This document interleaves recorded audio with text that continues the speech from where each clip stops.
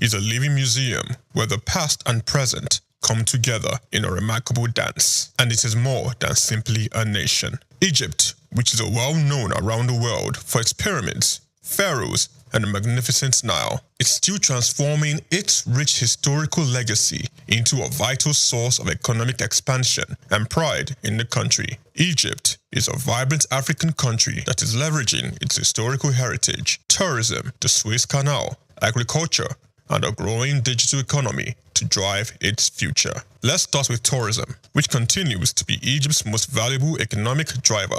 Egypt is home to more than 1/3 of the world's antiquities, and Cairo, Luxor, Aswan, and Alexandria welcome millions of visitors each year. Beyond its aesthetic value, the Great Pyramids of Giza, the Valley of Kings, and the soon-to-open Grand Egyptian Museum serve as economic hubs that support employment, foreign exchange, and Egypt's place on the world cultural map. Egypt has recovered quickly despite international disturbances like the COVID-19 epidemic, with current tourism receipts surpassing $13 billion. However, as visitors all at history, international trade passes via Egypt's Suez Canal, one of the most important sea lanes in the world. The canal is a vital bypass for international commerce, connecting the Mediterranean Sea to the Red Sea across a distance of 193 kilometers. Suez Canal tolls brings in billions of dollars for Egypt each year, more than $9 billion in 2023 alone, making the canal more than simply a historical site. It is a vital component.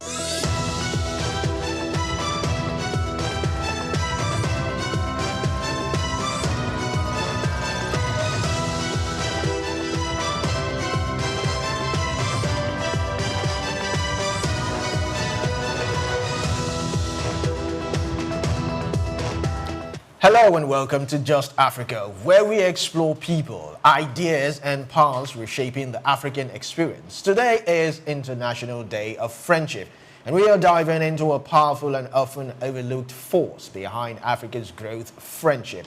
But not just any friendship. We're talking about the cultural, entrepreneurial, and Pan-African connections that are building bridges between the youth on the continent and in the diaspora. From investments and innovations to heritage, tourism, soft power export, and regional diplomacy, African friendships are doing more than just bringing people together. They are shaping economies and identities. I am Olumide Shokoya, welcoming you to Just Africa today. I'm not the only one here. I have the perfect gentleman, Onyipriye Krumale. Hello, Olumide. It's great to be here again once more, and also to be in your presence. The city of Lagos, the city of Africa. Yes, International Day for Friendship. International Day for Friendship. Looking at the topic alone, my mind, where it took me to straight was globalization. Globalization in the sense that these days we are not just building bridges from continent to continent. We're not building bridges individually or from one social media to the other. We are building bridges from continent to continent, from country to country. We meet on the social media platform. Social media has now served the platform of connecting people.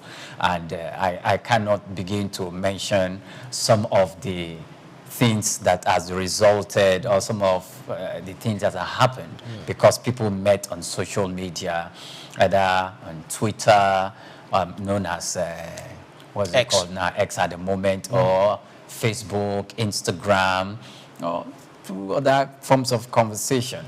I cannot begin to talk about it, but the fact that these bridges that we've built and these relationships and these connections that we have made through these platforms has metamorphosed into something else. It has metamorphosed and transformed into influencing each other in a positive direction. It has translated into business. It has translated into developing economies in different contexts. And why did I say that? Most of the time, you have a friend, you want to start a business, you are going into a new venture. The first point of contact, the first people you introduce your business to and what you do are the people around you. Definitely. They're your first clients. Friends and clients. Your network. And these are people or relationship or network that you've built over time, over a period of time. They are the first people that get to know what you do, and probably after maybe testing you out, look at the services or the product you sell, and they feel it's good, they in the turn refer you to their own friends, and sometimes these friends can be in Nigeria, the other friend can be in Ghana, it could be in Tanzania, it could be in Kenya. And before you know, your business is not only getting a local or a domestic clientele, it has gone beyond borders to other African countries, and sometimes even to the Asian, to America, and to other places. So we are going to, when we look at this, we can see how these have even attracted, remittances, because when we look at remittances from America from the globe to Africa alone, we're talking about $54 billion. How did that come by? And most of this is not even within the confine of the formal relationship. It first starts as an informal relationship, then now it metamorphoses into the formal relationship, and the benefit that comes from it, whether in business, economy, or development, is monumental, is uncountable. All right, today promises to be a robust and impactful segment. What is International Day of Friendship? Find out after this break. Don't go away.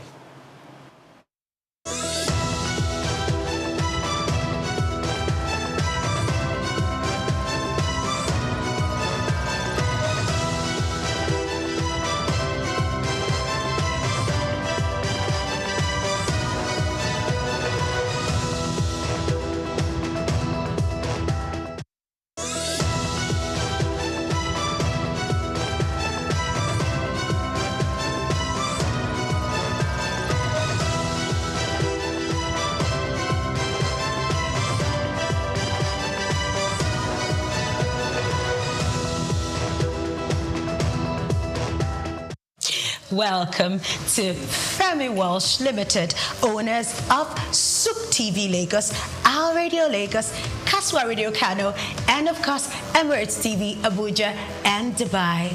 Our niche market for media is business, economy, and development. At Femi Walsh, we promote your company's products and services using our world-class facilities. From Our Radio to Souk TV, what you get is nothing but the best of the very best. And if you're looking for the premium production firm for your events and corporate coverage, think no further, because we offer you the best of industry standards. With high-definition cameras ranging from 4K to 8K multicam setups, high-directional microphones, and real-time streaming encoders, we give you a production like none other.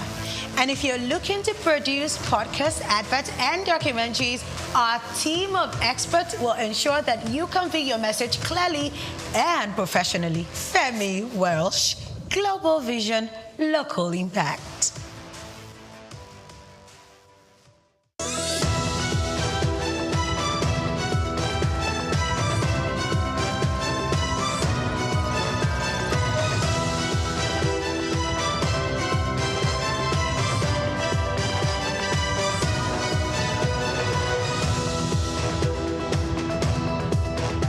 Welcome back to Just Africa. Today on International Day of Friendship, we explore how friendship and cultural ties are empowering investment, innovations, and identity across and the diaspora. From digital startups to fashion remittances to regional trade, these bonds are reshaping the continent's future. Now, joining us on Just Africa today is Chidima Makochuku. She is the founder of Masterminds with Ada Anambra, executive director at Novolage Girl, Child and Empowerment Foundation. So glad to have you this afternoon.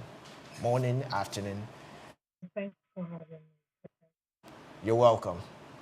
All right, so now, to a layman, what is International Day for Friendship? And what does this signify in the African context?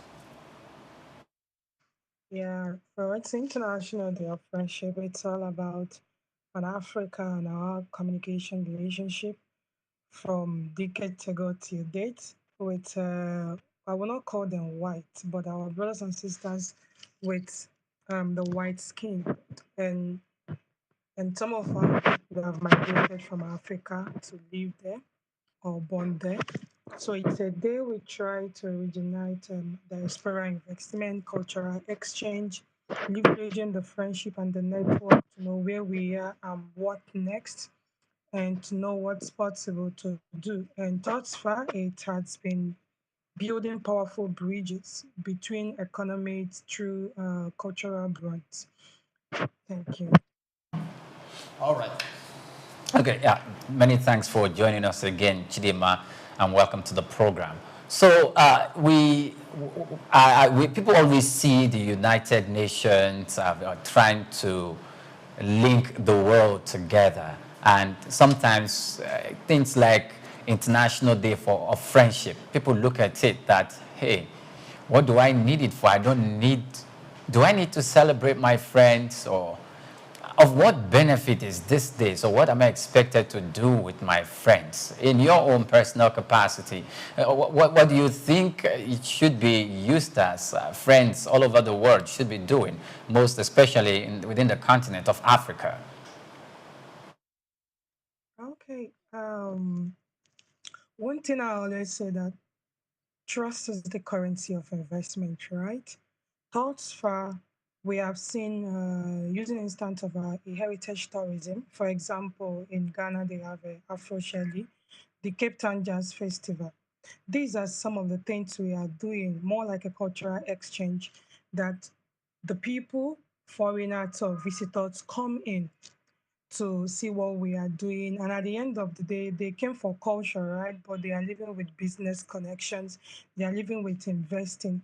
And thus far, that bond has been there. That bond has been there. I was checking the estimate, the African diaspora, what they contribute in remittance annually, what they contribute outpaid the foreign aid we do receive as a continent. And such we should capitalize on it. We should capitalize on it to build more bridges. It's the concept. It's all about the people we have met, the cultures we have. We interchange it with them. We don't just build friendship, we build beyond that. We develop ecosystems that they can come in and invest. They don't just come, oh, we like this, oh, this is possible.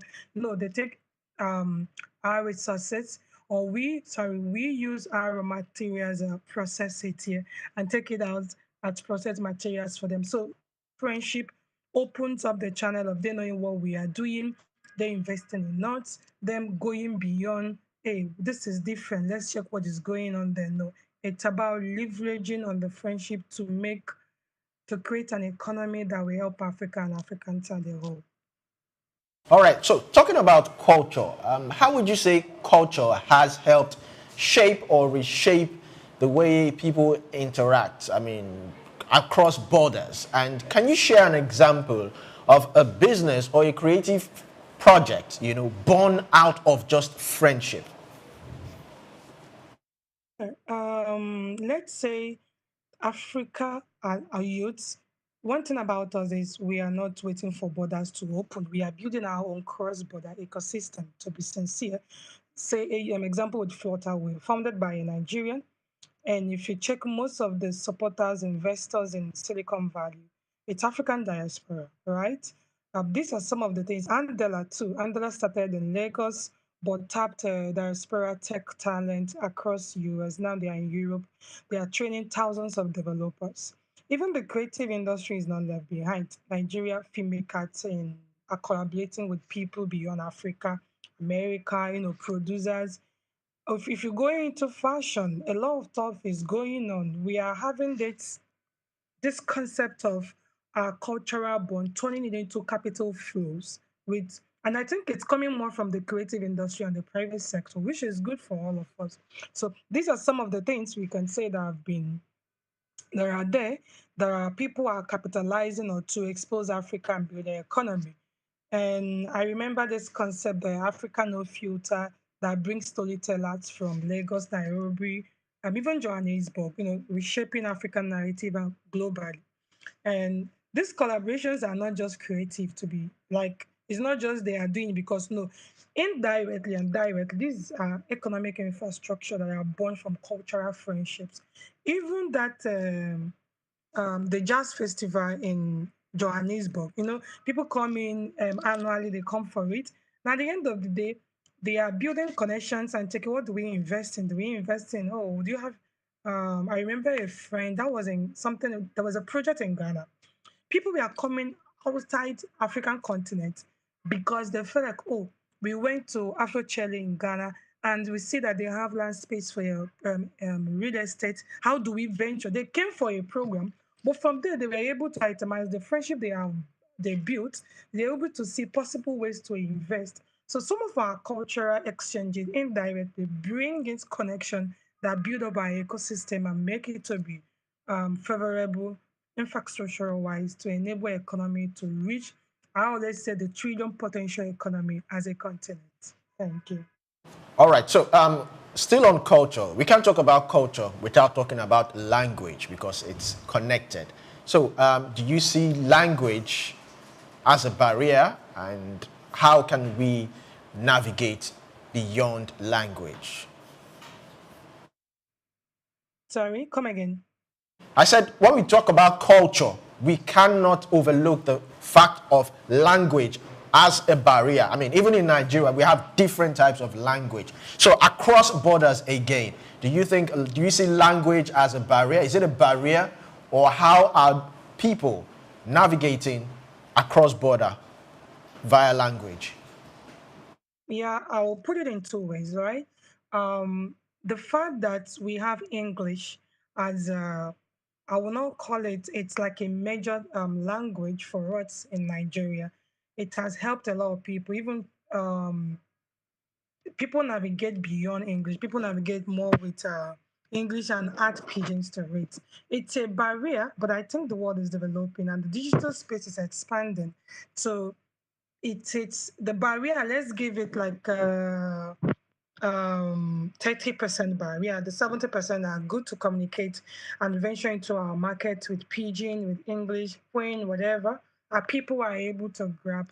The most important thing about the typical Nigerian is when it's about investing and doing the right thing, they know how to make communication more easier with the investor. Yeah, language is a barrier, but I think it's not that hectic. It's not that a big deal. We can still navigate through it. But nevertheless, more efforts should still be put in place. When it comes to Nigeria, it's English. Some African countries they do French. Regardless, I think we still push beyond that. It's not a major challenge for me. Thank you. Chidima, also, I like to add this. Please be careful with the mic. It's affecting us here. So try and, as much as possible, be careful with your mic. Okay, thank you, sorry. I want to go back to the conversation and the question my colleague just asked you about language, whether it's a barrier or not.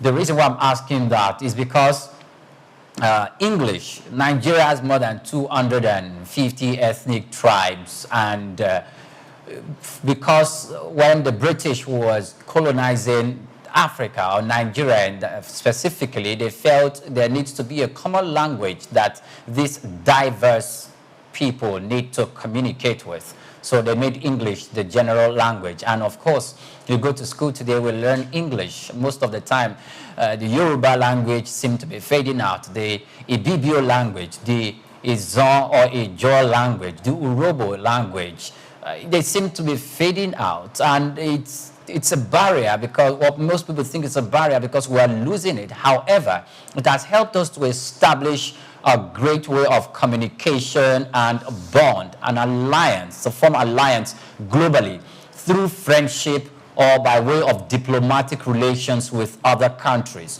So how can we revive this so that we do not lose some of our core identities and not completely subsumed under the language of our former colonizers? Okay, I will come from the perspective of I'll agree with you with a bit on the fact that language it's a barrier, good and fine.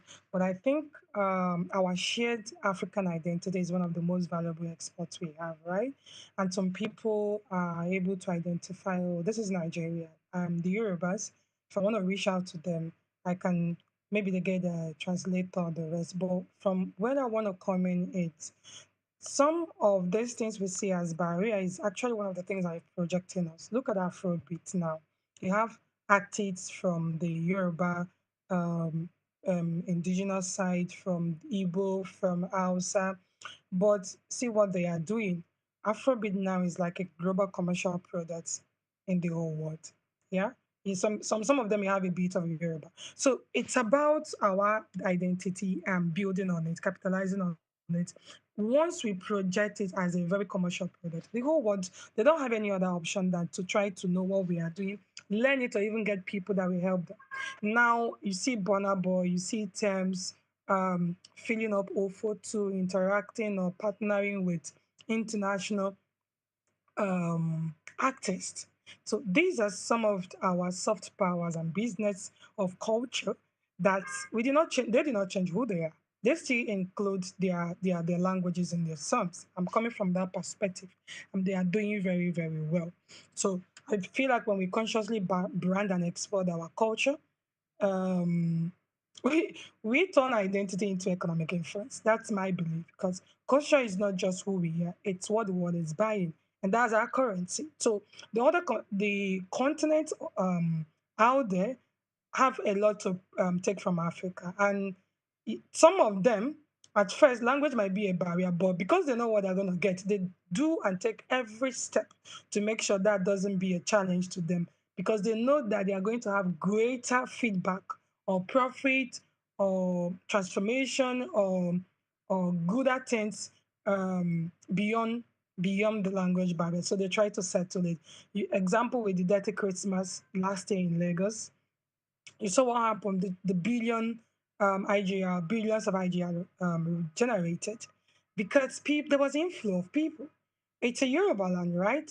But you know the Lagos is a transformative hub that however it is, you can still penetrate, you can still navigate. And because it's a home where you have the Afrobeats living, residing as citizens, maybe not originally, but at the end of the day, one thing I always point out is whatever it is, our cultural pride must be turned into profitable ventures. That's my belief. Thank you.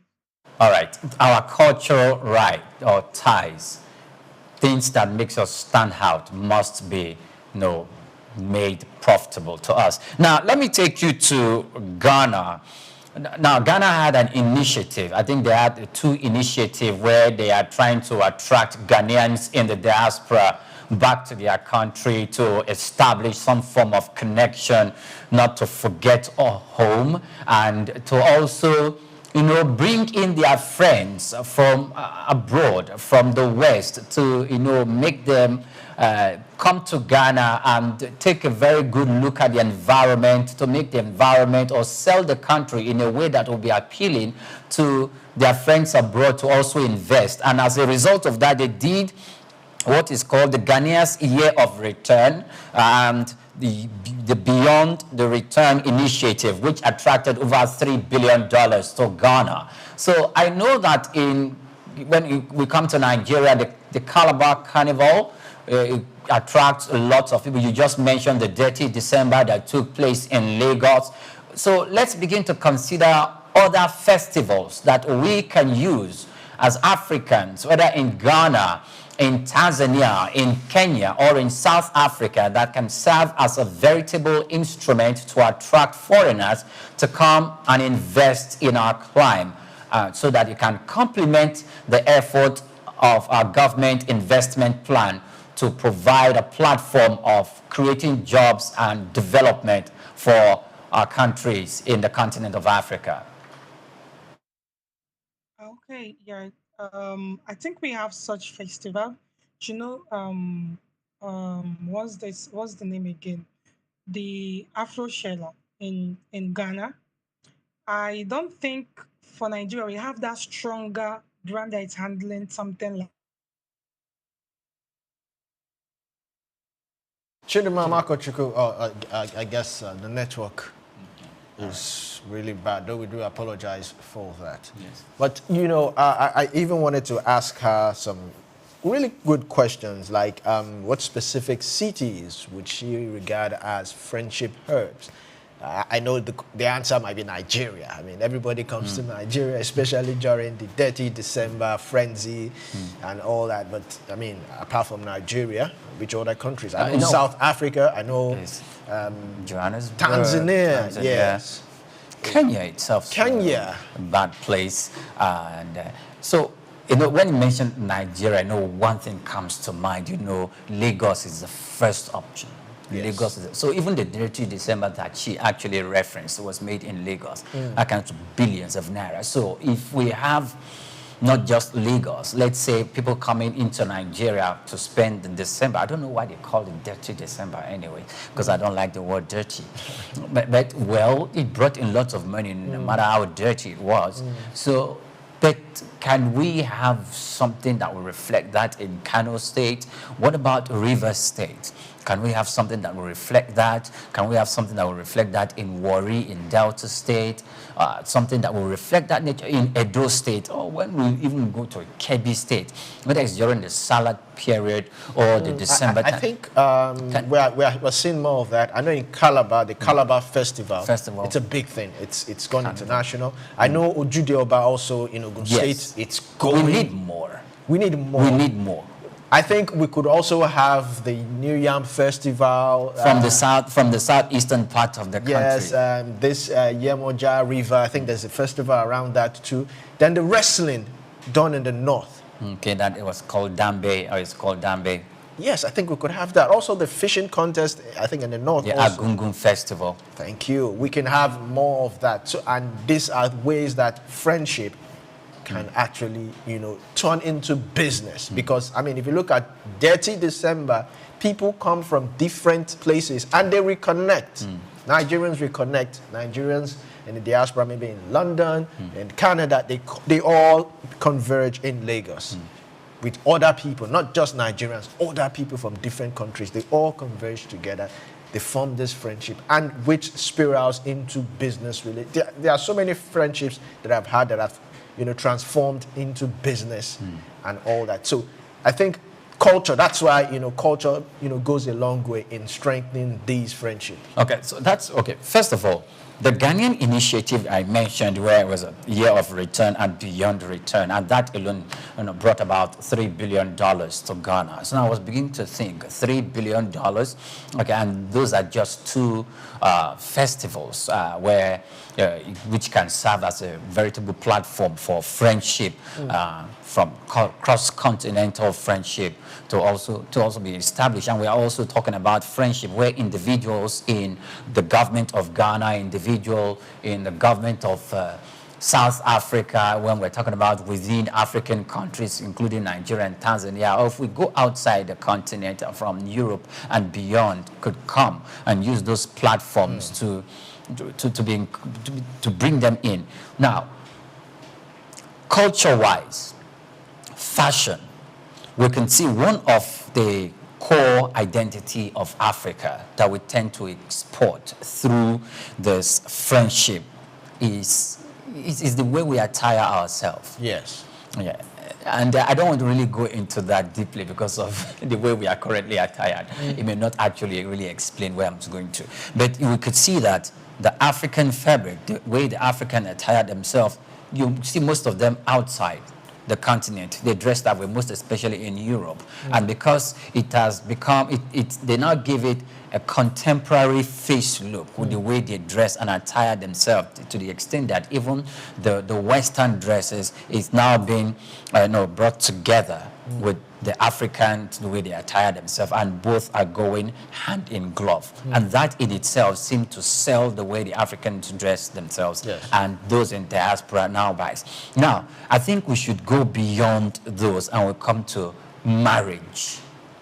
Now, I've seen foreigners, Westerners, and where the demarcation of white and black mixed. I've seen Yoruba ladies and women getting married to American, to Nigerian you talk about the Nigerian gospel artist Moses Bliss, who got married to a Ghanaian. A Ghanaian. And that was in 2024. Yes, who got married to a Ghanaian, and for those things come about through friendship. Yes. Yes, and it strengthens it does worse. And I don't want to go to the social media aspect where Nigerians and Ghanaians started their bickering all over Twitter. So in cases like that, we could see that it's good. There's another gospel artist who married a Ghanaian. He's an American gospel artist, and he married a Ghanaian, and he's well known. So this friendship ties that I established as a way of not only exchanging culture, but also to expand the frontiers of globalization. And when it comes to globalization, I dare say it's not only the West that is influencing Africa. We also influence the West in a big way, but we intend to take it beyond that. All right, let's have Chidima Makochukwu back. So glad to have you back again.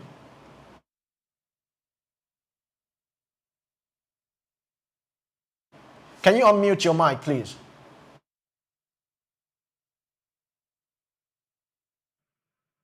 Sorry, I had a brief network issues, but I'm back here. Can you hear me?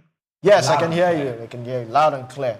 So I also like to ask, what role, or do you think digital platforms like WhatsApp and the likes, do you think they are helping in creating these innovations networks? Of course they are. Of course they are. They have enhanced communication, even businesses. So people are able to interact with their families. People in the diaspora are able to. And I think WhatsApp is the most preferred by many people because you have the voice call, the video calls, and much more easier to operate. So you see the parents, they can navigate more with it for their kids outside, living in the diaspora, whether they are schooling or working or already located for greener pastures. So the digital platform are actually helping us a lot. We use it to communicate. They know what's happening in Nigeria. They know what's going on national, state-wise. The Facebook. Although every state has their different peculiar platform. For we in Anambra, it's Facebook that you get to know whatever is going on. For national news, you go to Twitter. So all these digital platform, it's unfortunate we are not able to have our indigenous own as an Africa, and would I say as a continent, and even as Nigeria. We are using and patronizing people. In fact, I was having a discussion with somebody saying I did not know that. I thought OP was an indigenous brand until I found out that it's a Chinese brand. I was so pissed off that I said, "What? Do you know the number of Nigerians, millions of Nigerians that have grabbed that app, use it for a lot of things? So how is this person capitalizing on our resources and our capital, human resources, and our human capital to build up such an empire?" So I pray that one day we are able to have indigenous apps like that, indigenous digital communication platforms like WhatsApp, Facebook, Twitter, something indigenous that we can say, yeah, this is Africa, made by an African, and we are using it because we have the population, we have the market, we have everything to prevail. Unfortunately, enough leadership have not been in good leadership have not been in our favor. But regardless, we are still positive that the Africa of our dream, that we will get to it and we will experience it. Thank you. All right. Also, I would like to put this also talking about interaction and friendship. I do know of some locally local invented dating apps. One of them is owned by a popular producer, so that is also there. So I would like to ask, are there specific cities or hub that you see as friendship incubators for youth collaboration? I know you will mention Nigeria, but let's leave Nigeria alone. What other cities in Africa?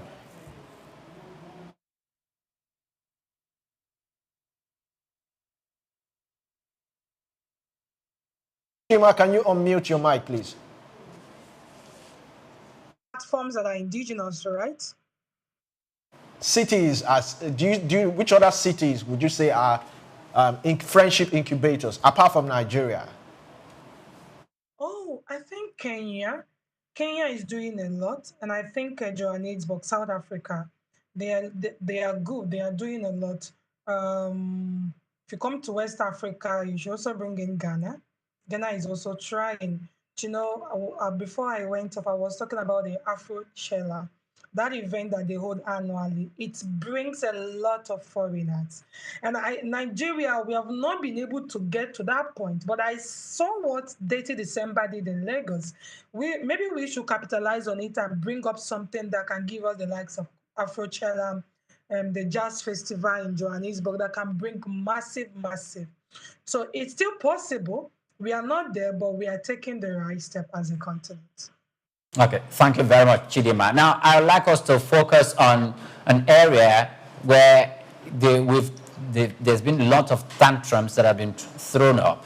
And why I'm saying that is that the English language has found its way since time immemorial into the education curriculum in our country, from nursery, primary, secondary school, university, which is tertiary education, post-tertiary education. We have English language, and it has been there. And you are a Nigerian, you are a Ghanaian, whether you are from West Africa or Francophone colonized countries, French. Speaking French in those countries have been the norm. But when you want to relocate or to pursue an education career, either in France or in the UK, you have to do an exam to test how good you are in speaking English. Please, I have been using this language as a medium of communication since I got out from my mother's womb. Why do I need to pay lots of money for you to test how good I am?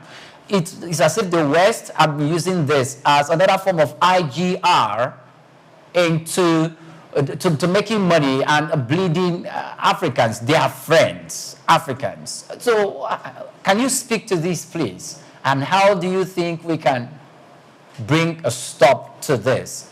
Do you think there's any way out?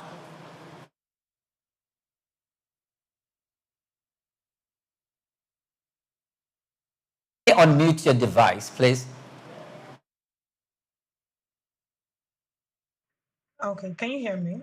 Yes, clearly. The multi-diversity of Nigeria, it's another issue. We are talking about 250 plus languages here. And we are trying to manage ourselves to at least have English as a common language so that we can understand ourselves.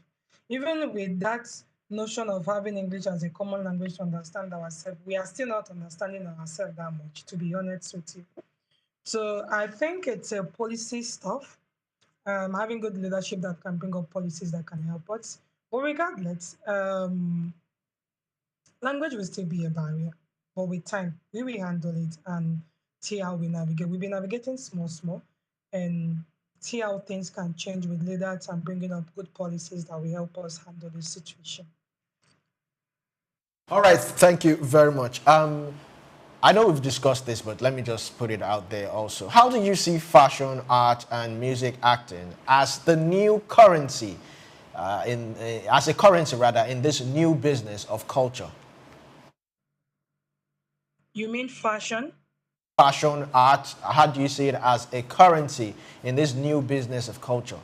Of course they are. Of course they are. You're seeing the likes of Vicky James, international artists, OAPs, patronizing our brand.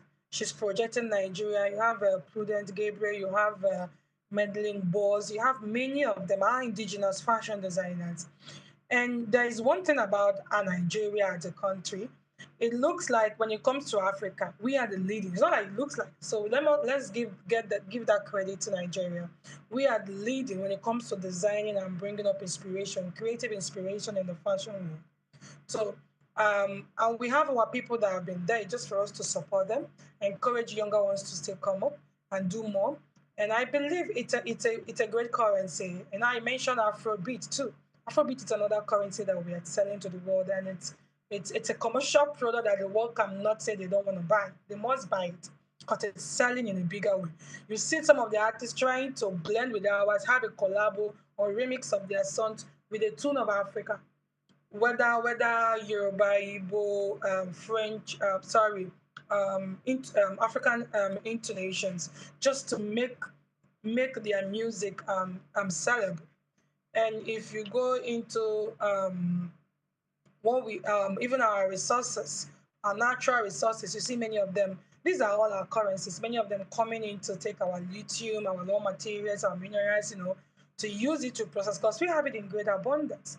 So it's just for us to know that this is what we have and make sure that some of these products goes out as finished products, not as raw materials. I always buy into the idea that we sell all as finished product. We process it here so that they will not come and carry our raw materials and go and process them, use their own level. They should prioritize our own level, our market.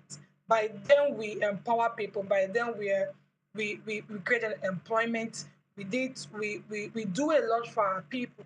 And we be proud of, yes, this is made in Africa and it's out there. Whether in fashion, whether in mineral, whether in resource, whether in music, whether in any aspects. All our African identity is our currency, and they are very costly. So it's we that we commercialize it, and the world has no other option than to buy it. Whatever it is, they don't, even the music aspect is an example. They don't have any other option. You can't beat Afrobeat. It's there. It's there. So it's people now that are trying to, like, whatever music they do, they try at least an album. Let them add Afrobeat because they know that market.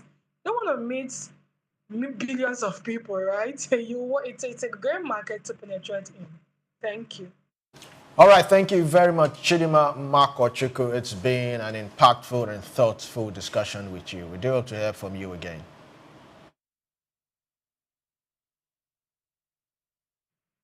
Chidima, are you there? Well, we do apologize for the network issue. But she really expatiated. There, if she's there, kindly unmute Chidima so we can hear you. I can hear you. Okay. All right. Many thanks for your impactful discussion. We do appreciate you. Thank you so much for having me. Bear with me with the network. I'm sorry on the cutoff.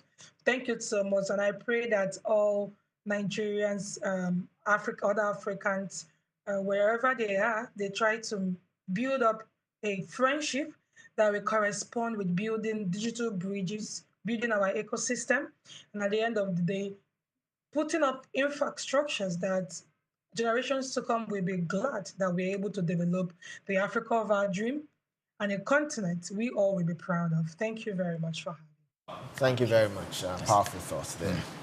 Yeah, so I like how she closed it. Exactly. Let's keep building. Let's keep building friendship that would impact the ecosystem, which is basically, I mean, the world is globalizing, and friendship really actually matters. It does. If we're going to globalize. Yes, and if friendship really matters and it really brings the world together, we must look beyond friendship between human beings. Of course, because now when we talk about friendship, we talk about state to state, government to government. The world has become a global village. Just the way friendship at the individual level is is profitable to both parties. That's how the friendship that exists between states is also very, very profitable because it has a way of making sure that foreign direct investment comes in, and the gaps that exist in both countries that needs to make amends to create space for foreign direct investment to come in, those areas will be fixed. And we're talking about the friends of Nigeria. The friends of Africa must join hands with Africans to build their economy, because if we are all up there, it's better for everyone.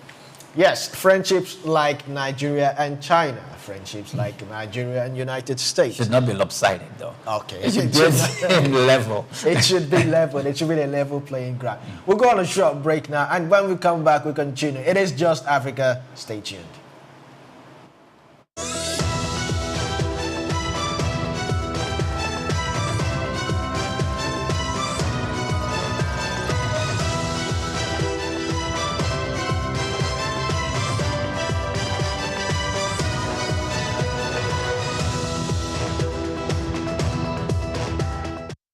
Welcome to Femi Walsh Limited, owners of Souk TV Lagos, Our Radio Lagos, Kaswa Radio Kano, and of course, Emirates TV, Abuja, and Dubai.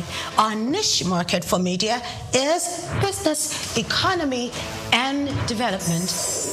At Femi Walsh, we promote your company's products and services using our world-class facilities. From our radio to Sook TV, what you get is nothing but the best of the very best. And if you're looking for the premium production firm for your events and corporate coverage, think no further, because we offer you the best of industry stuff. With high-definition cameras ranging from 4K to 8K multicam setups, high-directional microphones, and real-time streaming encoders, we give you a production like none other. And if you're looking to produce podcasts, adverts, and documentaries, our team of experts will ensure that you convey your message clearly and professionally. Femi Welsh, Global Vision, Local Impact.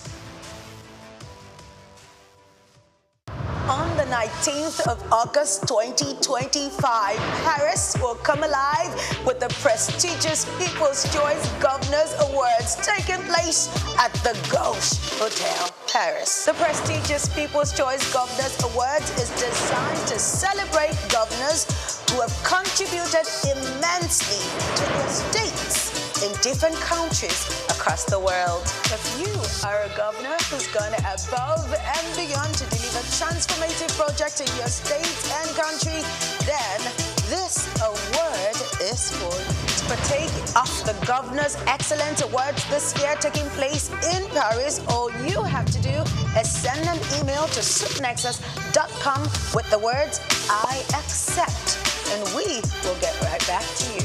You can also send a WhatsApp message to the WhatsApp number scrolling on your screen right now. You don't want to miss Paris for anything, and we are looking forward to celebrating you and your achievements this year. So contact Soup Nexus to make that happen. Afrobeats is a classic overnight success story, except it didn't happen overnight.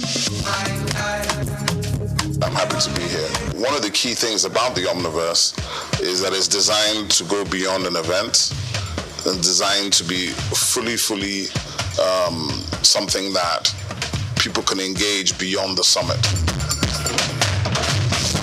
The point being that Nigeria has so much to bring to the world in terms of these things, but we will be bringing fresh energy, fresh ideas, a fresh engagement, and we're obviously open to collaboration. But hip-hop, it never dies. What's the difference between Thor and Shango? Thor is approaching $50 billion in revenue. Shango's broke somewhere outside Lagos. And that's a lack of imagination on our part, Africa, and they're all Nigerian. So to be seen and to be noticed is very hard if you're not in the place where all the noise is being made.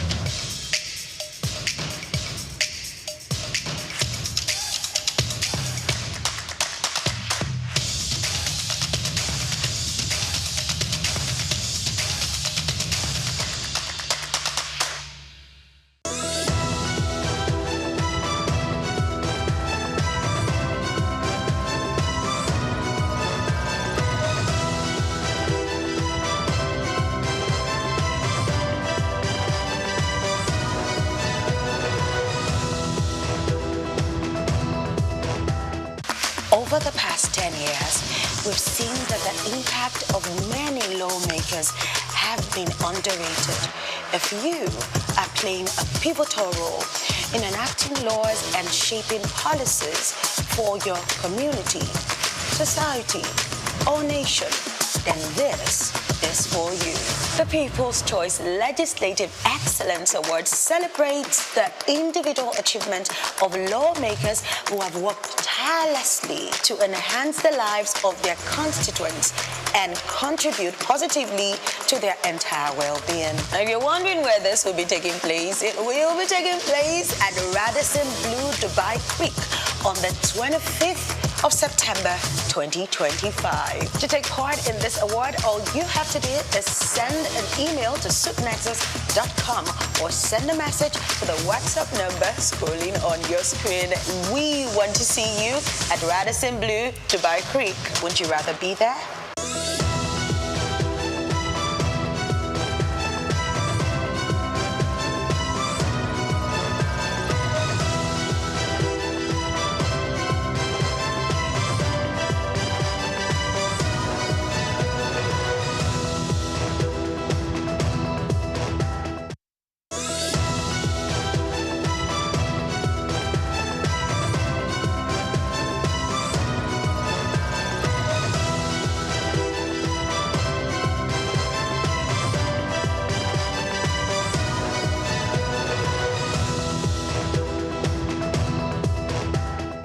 Welcome back to Just Africa. We are discussing leveraging African friendship networks on this International Day of Friendship. We are exploring how friendship and cultural ties are powering investment, innovations, and identity across Africa and the diaspora. Joining us today on Just Africa is Rio Opia. Rio is a mental health advocate with a keen eye for human behavior and personality disorder. So glad to have you here. Thank you very much. I can call you Rio? Yes, you can. Good afternoon. Good afternoon. Thank you so much. Yes. All right, we've been discussing, today is actually International Friendship Day. So let's look at diaspora remittances. Let's look at investment. How do you think diaspora friendship, how is it influencing the way money flows back home? I mean, in terms of diaspora remittances, investment, and even crowdfunding. Okay, wow. Okay, that's a very excellent question. Okay, so basically, when we talk about diaspora, we're referring to diaspora itself. Let's just look at the meaning of diaspora. So diaspora could mean that someone has migrated. Yes. Point of origin, for example, I just want to use Nigeria as a standpoint. The person has his ethnic background, upbringing in Nigeria, and has migrated or maybe forced to leave his or her hometown and seek greener pastures in a much trendier environment. I just want to, case in point, like maybe, let me use Fola Shade Helen Adu. If you're familiar with Shade Adu, Shade Adu is a very classical example. Of course, she's Nigerian by birth. Her father is Nigerian, her mother is British. And of course, she has been able to influence the world through music, fashion, art, and she's a beacon of hope. Yes. And that way she has been able to channel funds and investment through her music and fashion. Yeah. Excellent. Thank you. Okay, welcome. So I'm quite interested, or probably I'm going to be asking that question as the show continues. Mental health. Yes. I'm going to want to make you connect that with friendship. Yes. Since we're in the International Day of Friendship. And Exactly. before we talk into that, I want to go in the direction where my colleague just asked a question. What are some of the gaps? It's becoming a norm. You see a Nigerian get married to a Russian. You see a Nigerian get married to a Ukrainian. A Nigerian got married to a Ghanaian, a Tanzanian, a Kenyan. You can see sometimes a Nigerian who speaks Swahili because he lived in Kenya or in South Africa for quite a while. And there's a way we influence ourselves, whether within the continent of Africa or outside, between Africa and abroad. So in what way do you see these platforms of friendship where we used to promote what we have locally into the global space? Into the global space. Yes. Okay. Basically, when we talk about friendship, I think that word is thrown around callously, or maybe people don't understand the meaning of friendship. Now, a friend or friendship is like a coalition, a partnership, an alliance that is formed based on so many reasons, a plethora of reasons. For instance, I could be friends with you, Priye, you understand, for so many reasons. For example, maybe you have something I need, I have something you need, or possibly we share similar values, ideals, irrespective of our ethnic backgrounds, irrespective of whether we're from different states in Nigeria. But we share similar values, we share similar ideologies, and that has been able, that could actually make us stronger in terms of partnership and could also affect every other thing around us. So you have my back, I have your back. So basically that's just it. But that's not from the moment the friendship is starting, that may not be envisaged or seen as the objective of our being friends. Exactly. Until later it is discovered. Exactly, yes. Okay, so how can we use this to sell our identity as Africans? As Africans. How can we make it attractive to those who have the capacity to buy or see what we have domiciled here? Probably we do not have the technology or the technical know-how or the wherewithal, and we have our friends, or by way of our friendship, we can attract people with those capacity to come. How can we do that? How can we bridge that gap? There seems to be a lacuna. Okay, a lacuna.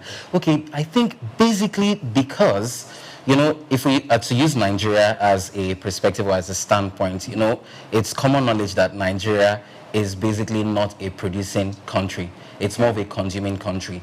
But I believe that if you find yourself now, for example, you find yourself in Great Britain or United Kingdom, somebody can tell that you're a Nigerian, possibly because of the way you talk or the way you act, or you can actually see or identify another Nigerian. But I strongly believe, and I stand to be corrected anyway, I strongly believe that as a Nigerian, your identity is you, is what makes you a Nigerian. And then you can channel it into possibly arts, culture, like no other person from any other nationality can do. So that is what makes you peculiar and stands out in the crowd. Great. I want to quickly make a reference. There's this podcast. Okay. We do podcasts here, and there are some you speak to foreigners, okay, not here, and they tell you they're Americans and they think they were doing well. They had this business idea that they think they're business savvy, they have business acumen, until they come across Nigerians in the United States. Okay. And with the way they see the Nigerians behave, they ask, how long have you been in the United States? And they said 6 months. 6 months, and you walk around like you own this place. Yes. So, and they were talking about Nigerians and Africans and how they are tech savvy, how they are very competitive. Whether you work in a corporate organization, they will make you up your ante. They will put you on your toes, most especially when you have to show that you are competitive to be promoted and all of that. And they're asking, are these the same people we read in the news time and again about some of their not so good parts that seem to be promoted? So how can you speak to that? Okay. When other people see us differently than the way we see ourselves. I was going to use a term, but I think I should just not use it, just to be on the safer side. It's better to be safe than sorry. You see, as Nigerians, I believe that we just have, I think it's a God-given talent anyway. We just have this survival instinct. We can adapt to almost anything. You find a Nigerian almost everywhere in every part of the world, and they thrive. They thrive. It's like as if here is our first point of learning, and then when we now migrate as a result of maybe so many reasons, when we now migrate to other countries, of course, there's the aspect of culture shock. We are faced with cultures, ways of life that we are not used to, but we find a way to adapt.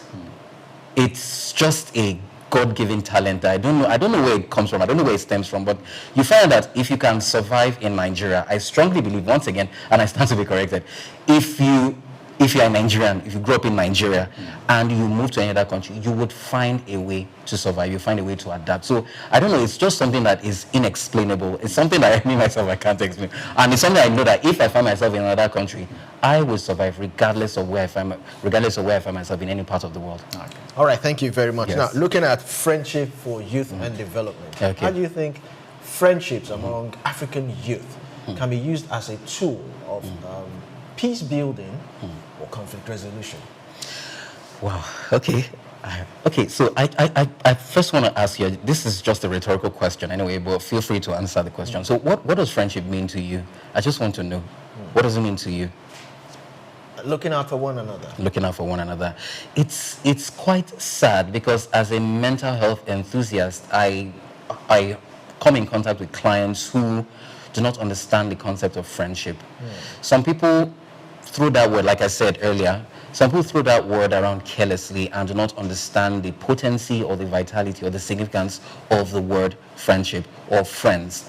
Some people are friends with benefits. Some people they just say they are friends, but they do not actually do the do of a friend. So in terms of conflict resolution in modern day life, as opposed to when it was much more where we had morals and values that we look up to, and we still look up to anyway. But it's quite unfortunate, and this is no offense to Gen Zs. I'm not trying to start a generational war or something, but it's quite unfortunate that because I grew up in the 70s and the 80s, and I understood what friendship was all about. No offense anyway, so please tell me if I'm moving out of line. Okay, so the thing is that when it comes to conflict resolution, from the very, very basic level, you find out that some people say, I can just cut somebody off immediately, and they do not possess conflict resolution. And some parents, now parenting also plays a significant role in how children make friends, in how they socialize and how they interact. You find out that some children, they grew up in dysfunctional homes where the father was combative or was in a perpetual state of combating with the mother. And then because the home is the first point of learning, so some children, and they not carry that to schools, and when they carry that into their adulthood, they carry that into the workspace, they are unable to form cordial relationships with colleagues, because I know that colleagues can also be friends, apart from the fact that we socialize in a civil manner or in a formal manner. You find out that some people are unable to even form a cordial or a civil relationship. So it is very, very, very, very dicey. And I would just like to say this now before I hand over the baton to you. So in terms of conflict resolution, I think we need to understand that we need to create that certain level of self-awareness, so that when we know ourselves, we know how we can now treat people and socialize with people, and also possibly engage in some kind of conflict resolution when we have, conflict is something that happens, it's bound to happen, but how do you resolve these conflicts is where we go from here. All right, so this is a personal question. How can we become more intentional about nurturing friendship that builds communities and even cross-border communities? Okay, so intentional, that's a very, very strong word. Okay, so the thing is this. I once had a client who told me that she was unable to make friends because she felt that she wasn't pretty enough, she wasn't intelligent enough. So it stems from low self-esteem. I just had to tell her the way it was, but of course in a very diplomatic and tactful manner, so that I don't come off as offensive. So I told her that the first step to building yourself is you need to increase your level of self-awareness. Self-awareness is key. Know yourself. And then love yourself. That is important, because if you don't love yourself, how do you want to love others? If you don't love or respect yourself, how do you want to make meaningful friendships? And then she told me that it's very, very difficult for her to even look at people. And I said, are you a socially awkward person? Are you shy? Are you an introvert? Okay, so what is it that triggers you? Understanding your triggers is another very, very important thing that you need to know. So what triggers you? She now said that she can't look at people like, come in here now. She can't even she can't even stare at you in the face because she will be thrown off balance, but she's actually very, very intelligent. Of course, the only way you can know somebody is when you interact with the person. So I told her, okay, fine. Love yourself, be self-aware, know your triggers, understand your triggers are just responses to external stimuli. So if you can understand your triggers, and then you know how to control them, because most of what comes out is what goes on the inside. So self-regulation is key, and emotional awareness. Knowing how to make friends, knowing how to be friendly, and knowing how to conduct yourself in a friendly manner, does that in any way tool you or equip you and to run a business, a commercial venture? Is that really required, or someone that you just, one of your clients you just referenced, who does not really know how to be friendly? Do you think people like that also have the capacity and the wherewithal to develop a business from the beginning and to run it in a very profitable and productive way? Yeah, definitely I would say yes, because basically, our revenue is generated from the people, our day-to-day interaction with people. So, first thing, I want to take a quick detour and then come back to your question. Okay, so I once had an intern. This is very funny because in retro, it's actually very funny. I once had an intern who was or is still a mass communication student of a university, which I don't want to mention anyway because I know he might be watching. So he told me that he doesn't know how to talk to people. He doesn't know how to relate. And I said, okay, well, you are a mass communicator, so that is something that you must learn how to do. So if you want to go out, you want to be a journalist, you want to be a presenter, you must know how to talk to people. You might not be the most eloquent. You might not be the most, how do I put it now? You might not know how to really talk like that, but you must know how to relate with people. Eloquence can be learned. But you see that relationship skill, it's something that it could be a gift actually, but it's something that could also be learned. It's something that could be honed as a result of having day-to-day interactions in your environment. So now, coming back to your question now, I don't think any successful business owner has to be hostile. If you are hostile, then you have no business being in business. You need to be friendly. You need to be civil. You need to be cordial, you need to be respectful, you need to be nice, you need to be good. So everything that requires you to start up a successful business practice or a business venture has this long antecedents in the fact that you need to be friendly. You need to be nice. Okay, so I made a statement at the beginning of the program. All right. Before you came in, and I was talking about how is it when people start businesses, their first clientele are those whom they call friends. Because this person seems to be the one to, first of all, test your product or the services you seem to render to the public, and in turn probably recommend it to other friends outside. And before you really go corporate, at least those your what will I call it, your network would have first of all come in contact with it. So how do you think that really contributes to business profitability, if that we should be giving that priority in the first place? So the first thing I would say is take a look at every successful businessman or woman. You find out that they didn't do it all by themselves. You too. You do. You consult personally for your company. Yes, I do. Yes. Okay. I do. So you look at the MD of where I work now. He has a very, very good friend, and they started out as childhood friends. Okay. And they had this dream that they were one day going to start up a very, very large investment company, and it's actually very, very reputable. I don't want to mention the name, like I said, so I don't want to mention the name, but I was once opportune to have a chat with him, and I told him, and I asked him, I said, how did you come this far? And he said, having the right number of friends around you helps your business thrive. Having the skill set to communicate with people, because your friends will either be a major determining factor whether you're going to succeed or fail. So they were childhood friends. Of course, they had their fallouts, which is very, very normal. It's our nature to engage in conflict. But they had their differences, and they agreed to disagree, and vice versa, disagree to agree, whatever. But when I asked him, and I said, keep your circle of friends, the friends that you know that you can trust, and who will announce you in rooms where you are not present. It also helps with your emotional well-being and your mental health, because I've seen a lot of people, and I've come in contact with a lot of people who have had issues with people who thought they were friends, but they were not their friends to begin with. So that's one thing I always tell people to look out for. If you notice a red flag in somebody you call a supposed friend, quote and unquote, you need to do the needed.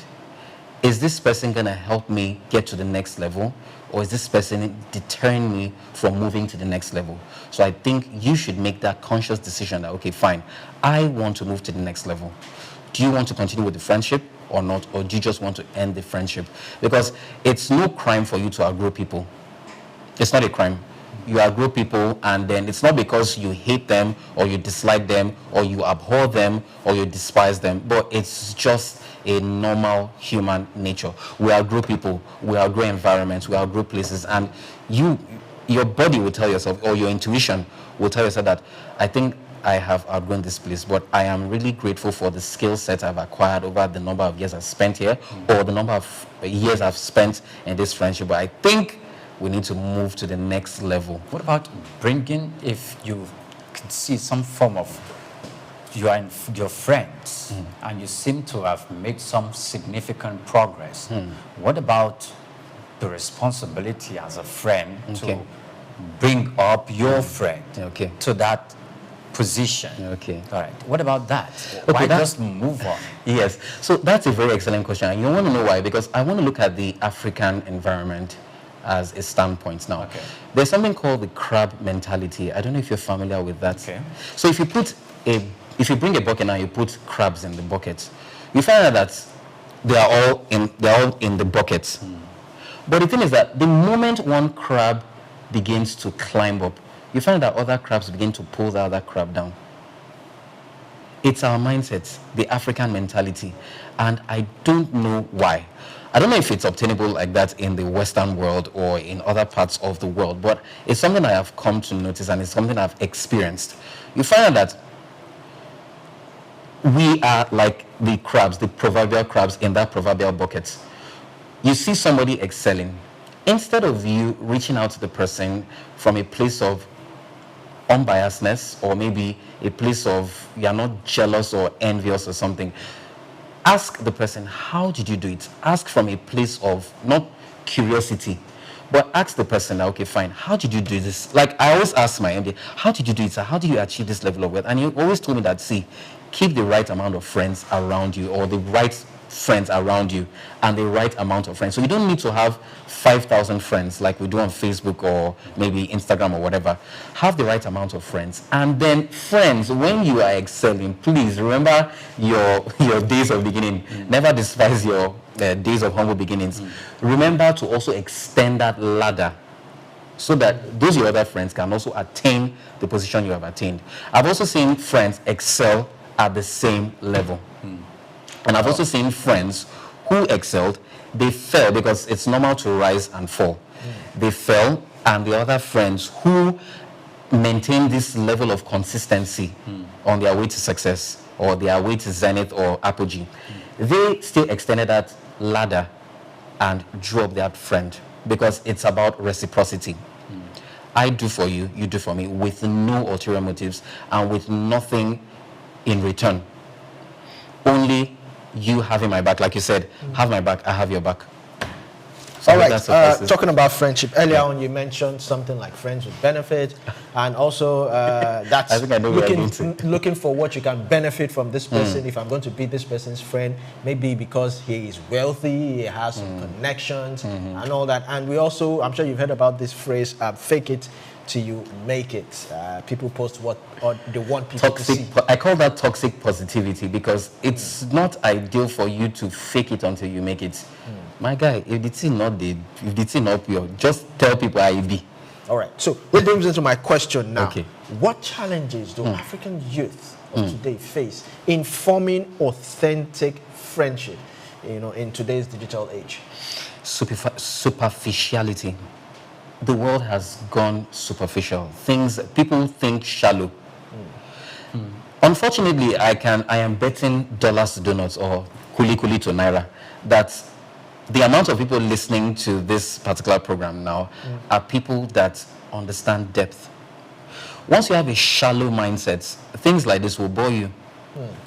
And that is why, as much as possible, I always like to encourage the youths. See, you have what it takes to become the best or the best or better than the best version of yourself. But first and foremost, understand yourself. Understand yourself. So the world has become very, very superficial. You see that the rate of narcissism is increasing. A lot of people think of only me. It's not a we thing anymore. It's just I. So that is the major problem. In a team, as a leader, you need to understand that it's not about you, but it's about the people that you are bringing up. So it should be a we mentality. And the idea of superficiality is on the rise. And people have no time whatsoever for meaningful talks that have depth and authenticity. And it's quite unfortunate. So the only way we can solve that is by having programs like this, podcasts, conversations that revolve around meaningful talks. All right. Let's quickly go on a short break. And when we come back, we'll continue. I have a very personal question I'd like to ask. All right.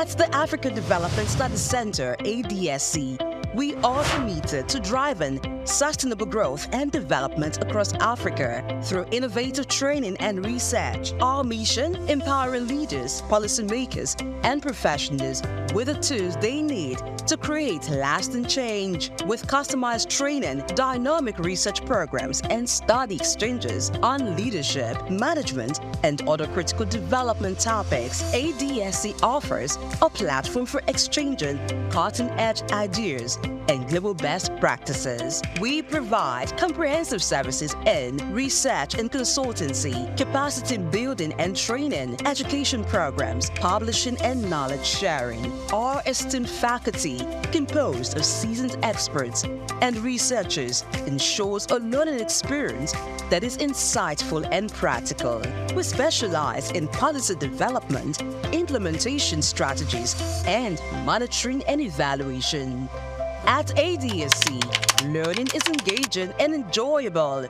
Our unique methodology includes talks, interactive exercises, games, video screenings, and lively seminar discussions, all in a comfortable and friendly environment. For more information, email us at info@adstudiescenter.com or call +234 912 039 2362. Visit our website, www.adstudiescenter.com, to explore our programs and upcoming events. Africa Development Studies Center, rethinking development for Africa.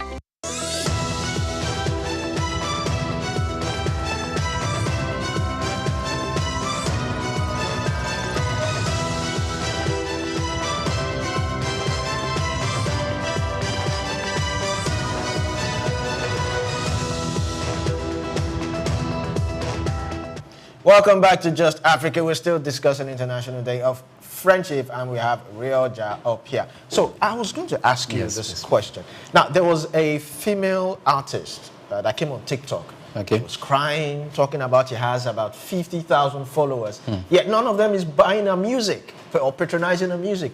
Here in Nigeria, you start off a business and you think that you have lots of friends that are just going to patronize you. I mean, call you, okay, I want to order for this. And that doesn't happen. And that can actually weigh one down.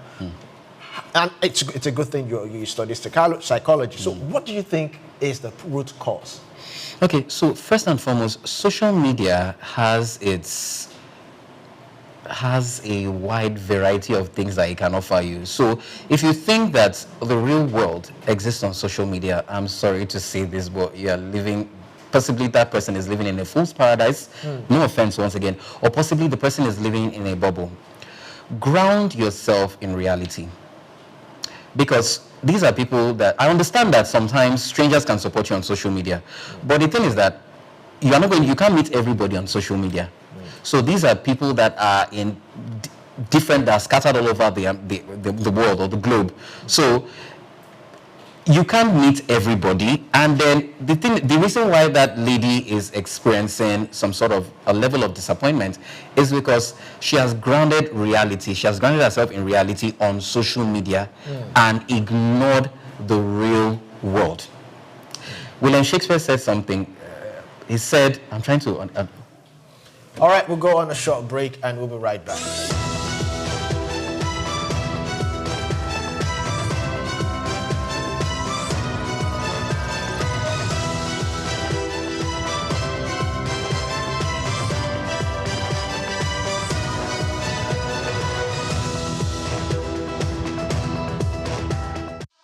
Africa is home to some of the greatest industrialists in the world. These are people who have contributed effectively to building great economies and game-changing policies. On the 24th of October 2025 at the Royal Nawab Pyramid in Manchester, The Douglas Development Institute will be celebrating significant contributions of African leaders and organizations with the Africa Development Award. The ADA Award honors African leaders, industrialists, business moguls, and of course innovators who have demonstrated exemplary leadership qualities over the years. If you have made any significant contribution in government or in any industry or sector over the years, then this is your golden moment to be celebrated and recognized. All you need to do is contact us on info@supnexus.com with the words I